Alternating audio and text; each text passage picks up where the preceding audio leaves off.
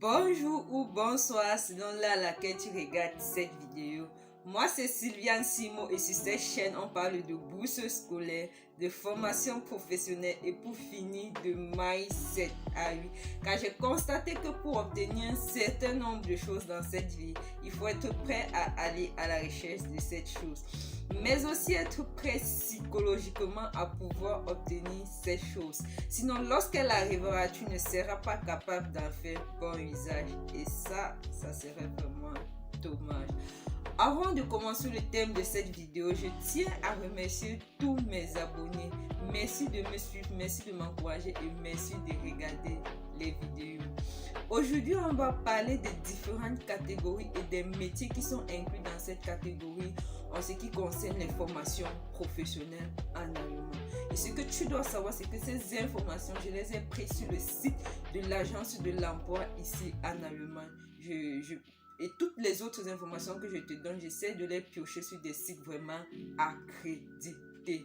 Allez, los geht's! Ici en Allemagne, ils classent les formations professionnelles en 4 catégories. Les formations professionnelles, la première catégorie, c'est la catégorie MINT. Deuxième catégorie, SAGE.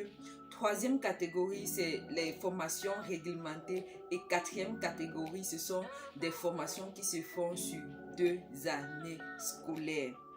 En passant, si tu n'as pas encore regardé ma vidéo sur comment faire pour diminuer ton nombre d'années de formation professionnelle, n'hésite pas de cliquer sur le lien qui s'affiche ici en haut pour aller regarder cette vidéo. Cela pourra te sauver la vie. Dans cette première catégorie, on va d'abord définir c'est quoi MINT. MINT signifie mathématiques, informatique, sciences naturelles et technologie.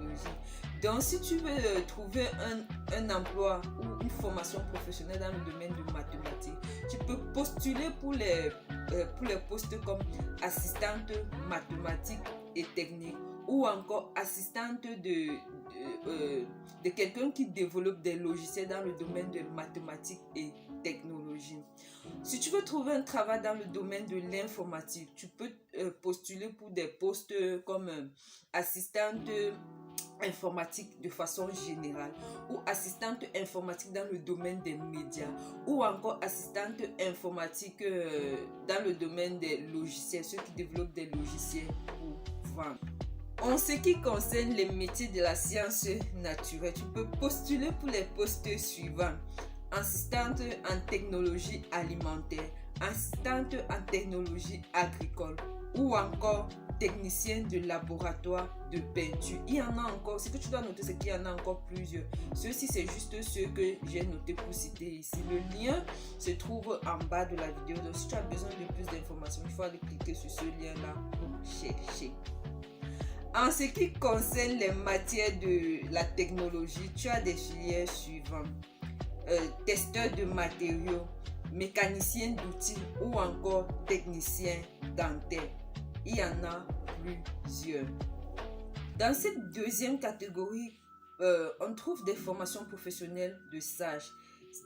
Je vais définir cette catégorie comment. Ceux par exemple qui travaillent pour le social peuvent trouver leurs travaux dans cette catégorie, dans la santé, dans les soins ou encore dans le domaine de l'éducation.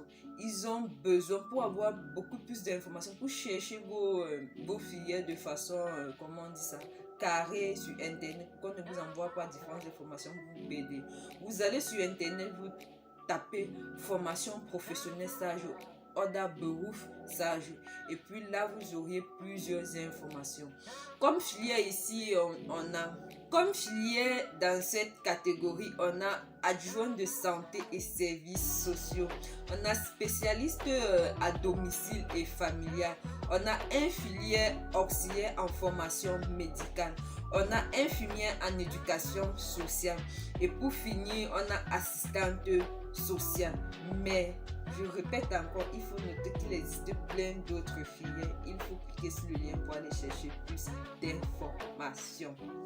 Dans cette catégorie de métiers réglementés, ce que tu dois savoir, c'est que ce sont des métiers qui ne peuvent, dont on ne peut accepter que toi tu les aies ici en Allemagne si tes qualifications sont prouvées par l'état dans lequel tu vis actuellement.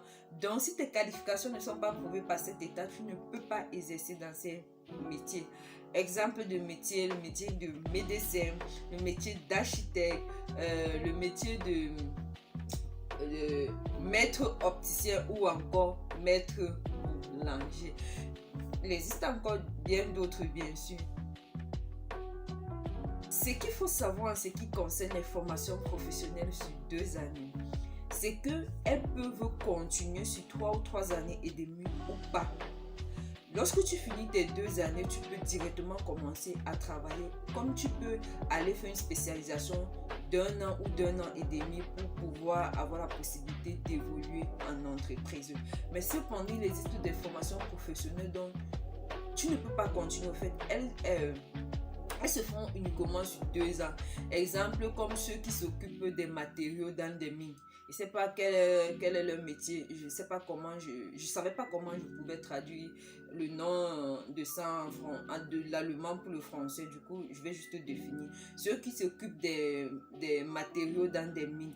Eux, leur formation professionnelle se fait juste sur 2 ans et ne continue pas du tout.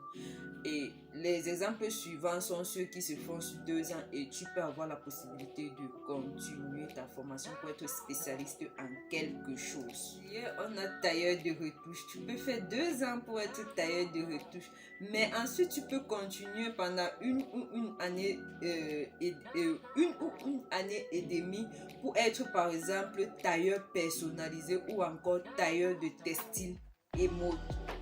Ça, c'est si tu choisis de continuer. Et comme exemple de métier aussi, on a spécialiste de bâtiment qui peut se faire sur 2 années. Mais cependant, tu peux continuer pendant une année et demie pour être par exemple poseur de carrelage, dalles et mosaïques, ou encore poseur de cloisons sèches, ou encore menuisier. Si tu as pu arriver à la fin de cette vidéo, c'est que c'est parce que tu es intéressé par la vidéo. Donc n'hésite pas d'aller cliquer sur les liens qui sont en bas et faire plus de recherches en ce qui concerne les formations professionnelles en allemand. Allez, à la rendez-vous à la prochaine vidéo.